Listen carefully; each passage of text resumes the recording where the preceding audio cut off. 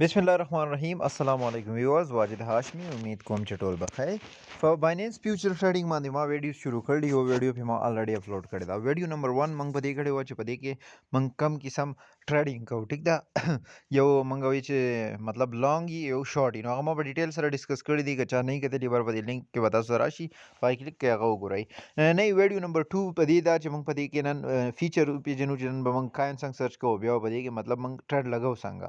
سو لیټس گو او خپل کم زموږ چې کوم پریکټیکلی کار دی هغې ته ځو. بایننس په کولاو کوئ. ټیک ده.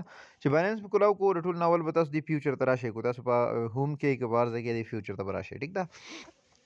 ښه اوس د ټول نه اول خبره دا ده چې دې ته موږ ډالر راړو څنګه. ټیک ده. چې ډالر به دې ته موږ څنګه راړو. نو زه دا د دې نه آوټکم ګورئ. ستاسو دغه چې کوم دی کم فیوچر کم والټ چې دی به داسې خالی پروت وي. نو تاسو به څه چل وکئ. که ستاسو په سپاټ کې ډالر یو کو په هر ځای کې تاسو به دې څنګه نه دا داسې مطلب دې ته ډالر راړوئ. ګورئ په دې 2 ایروز نشانې نه دا 2 چې کوم ایروز نشان دي څنګه کوئ یې ورې خاصه په دې باندې دا دغه کولاو کومه چې کوم موږ ته راښایي. ښه ګوره دا 2 ایرو نشان دی په دې به کلیک کوئ. چې کلیک هم کو ګورئ دی وایي فرام سپاټ والټ ټو فیوچر. صحیح شو. که دا بل نو تاسو د دې دغه به کوئ. صحیح ده. د دې نه کو بل مطلب سپاټ والټ کې یا په دې کې په بل یو والټ کې کراس مرجن کې اسولیټډ کې څه کې خو سپاټ والټ کې ستاسو سره موسټلی پیسې پرتې دې نه به فیوچر ته راوړو. نو دا ټو فیوچر به سلیکټ کړئ. اوس دلته کې کو بل کاین نو تاسو به خپل په یو ایس ډي ټي کې سلیکټ کړئ. صحیح ده. کو بل کاین نو بل کې سلیکټ کړئ. خو دلته کې موږ صرف په یو ایس ډي ټي باندې کوو.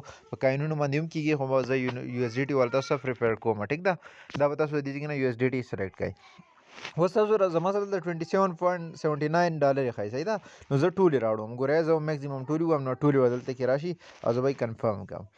ټیک شو. اوس دا 27 ډالر 27.79 یعنی 28 ډالر چې دي هغه زما سره دلته شو شوې. اوس په دې به زه ایکچولي چې زه کم ټریډ لګوم زه به هغه لګوم. ټیک ده. نو هغه به زه تاسو اوس ښیم چې موږ څنګه چل کوو.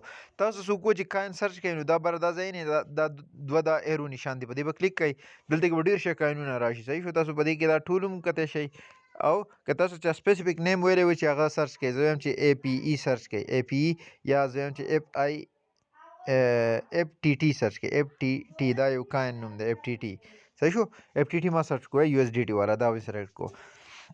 اوس ما ته څوک وایي چې دی به په بره ځي او د پرایس به بره ځي نو دا ته واله. ټیک ده. اوس زه وګورم د دې ګراف ولکه دی خو پوره راکوز شوی دی.